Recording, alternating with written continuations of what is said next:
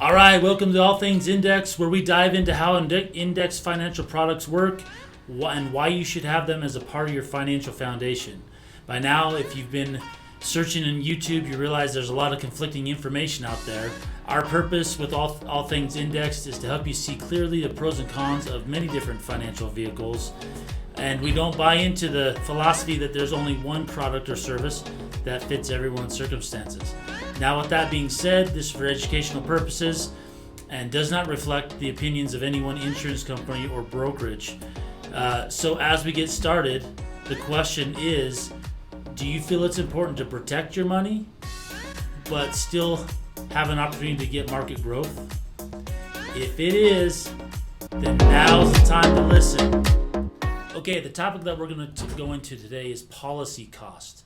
Now, there's a lot of banter back and forth between a fixed cost of whole life and a fluctuating cost of index universal life, or really universal life in general, and that you want a fixed cost versus a fluctuating cost, and guaranteed versus non-guaranteed. All these different confusing things that can confuse people. So I'm going to make it very clear. Do a side-by-side comparison between the same age person, same health, same same amount of death benefit, one's whole life and one's index universal life, and structuring it. In a previous video, I talked about using death benefit options A and B to be able to reduce your overall costs. This is going to show the actual numbers of an example, and we'll be able to talk about the net amount at risk and why the cost actually goes down even if the cost per thousand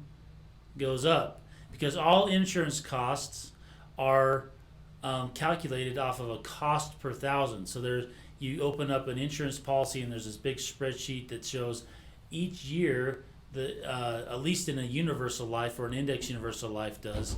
Many whole life policies don't show this, but even though it's there, it's not shown, and we'll talk about this, right? So, but everything's a cost per thousand.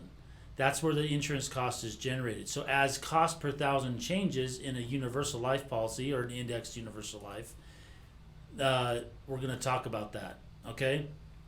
And so with that, I'm going to share here. I'm going to open this up, right?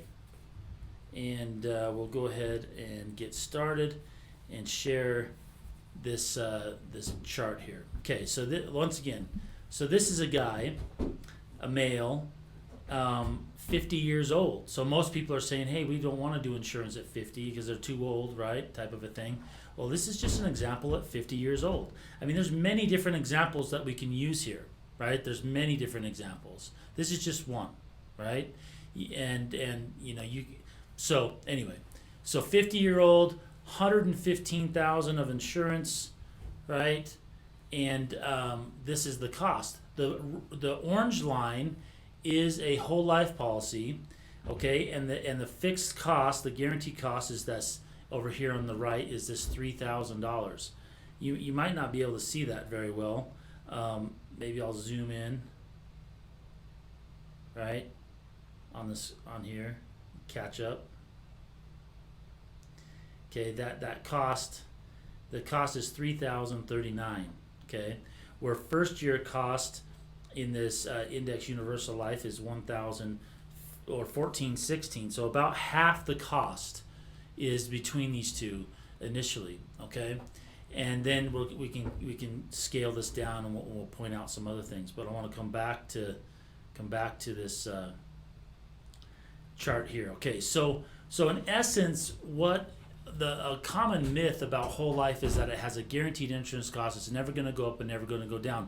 That is actually true, but internally that's not necessarily true with the insurance company. Now, what you're seeing and what you're charged is consistent. What the insurance company needs and wants is not always consistent, and the internal cost actually follows the same curve, if not more, than this index universal life curve that we have here. The difference is that a whole life policy basically averages out that total fluctuating cost and comes up with one flat cost.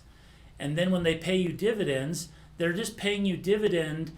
All a dividend really is a return of premium. Now, when I say this, I'm not saying this is bad. It's just what it is, right? You're just in a whole life policy, you're getting a return of premium. So in essence, you've overpaid, and they're giving a portion of it back to you.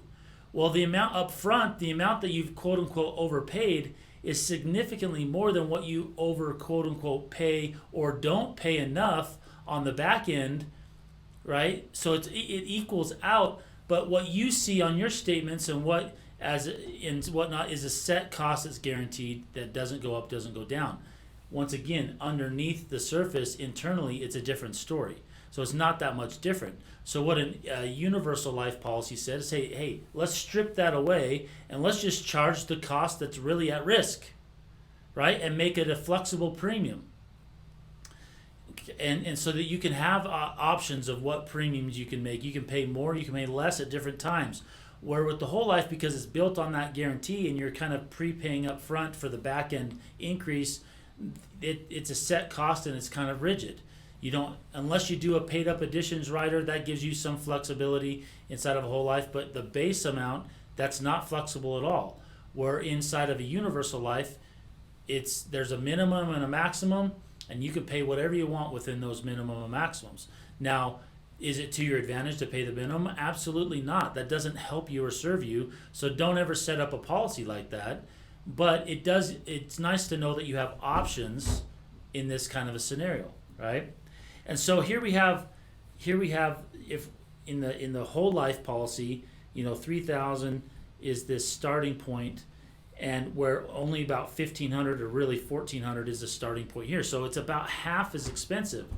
Then the way a lot of universal life products work, specifically index universal life, is that there's kind of a front end cost. So for the first 10 years or 15 years, depending on how the plan's structured. And so you can see how it's kind of high, and then all of a sudden it drops like a rock. Okay? It drops down, and then for a lot of years continues on, and then it slowly goes up, and then here it meets, and then it does. So the myth about the costs get more expensive on the back end, well, it's not really a myth. It is true, but in compared to what, right? If the costs go up, and we'll show here, it shows here, we'll zoom in so you can see it better. It shows here that